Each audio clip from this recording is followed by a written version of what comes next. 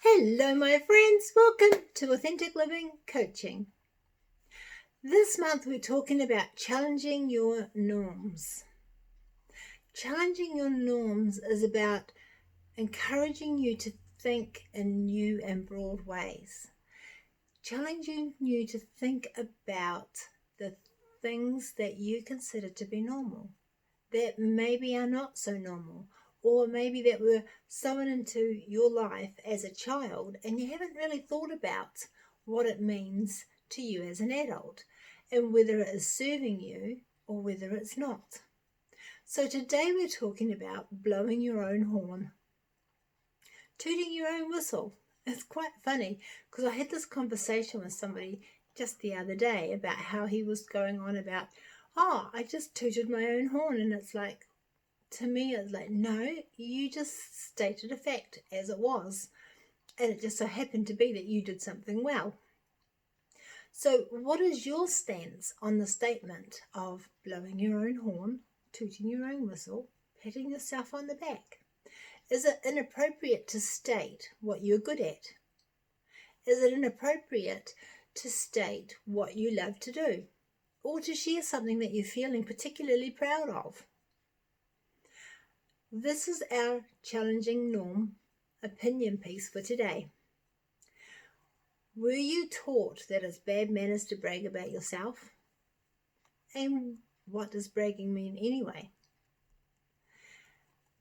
Were you taught that your good works will speak for themselves?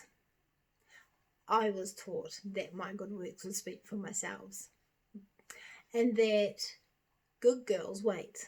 All good things come to those who wait. I don't know how many times I've heard that in my life. That's a norm that needs to be challenged. And that goes hand in hand with don't toot your own horn. Because then you're being prideful or you're being arrogant. I think that tooting your own horn can be a really good thing. Often we need to remind ourselves how good we are. There is so much negative input into our lives that every now and again, to remind ourselves that we actually do things really well is a good thing. And remembering that we have a history in our lives, and it's not all bad and it's not all good. But to remember the things that we do well enhances our growth forward. When a child comes running into the kitchen with a picture that they've just spent the last hour colouring or drawing, they want everybody to see it.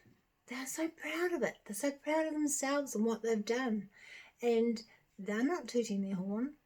They're just wanting you to see what they've been busy doing and enjoy it. Is that a form of tooting their own horn? And what about when you write up a CV for a job? Is that tooting your own horn? If you don't tell your employer the things that you're good at, how can they know what you can do for them? If you feel embarrassed about the things that you do well, how can you be proud of them and express them in a way that can enhance your employment? What about when you're sharing your busy life with other people and you're trying to explain what life is like for you? Is that tooting your own horn?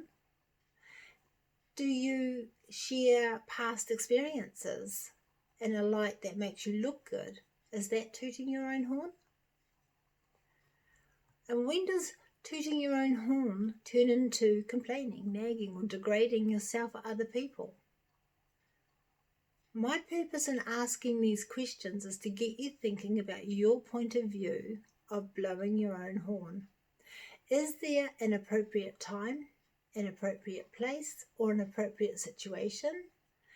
Or is bragging about your achievements something to be avoided? And where does healthy self-image fit into all of this? And how do you congratulate yourself and celebrate yourself when you do something great? Is this blowing your own trumpet, or is it acknowledging a good job well done? For me in my life, learning to acknowledge that I have done a good job was really difficult, because I was taught and drummed into me that you don't toot your own horn. You don't pat yourself on the back. Somebody else will come along and see what you've done and say, well done. Whereas as a life coach, I have learned that it needs to come from within me first. It needs to come within you first. You need to approve of yourself before accepting approval from other people. Validate who you are first. I'd love to hear your opinion on this topic of blowing your own horn, the pros and the cons, how you were raised and how that has affected who you are today.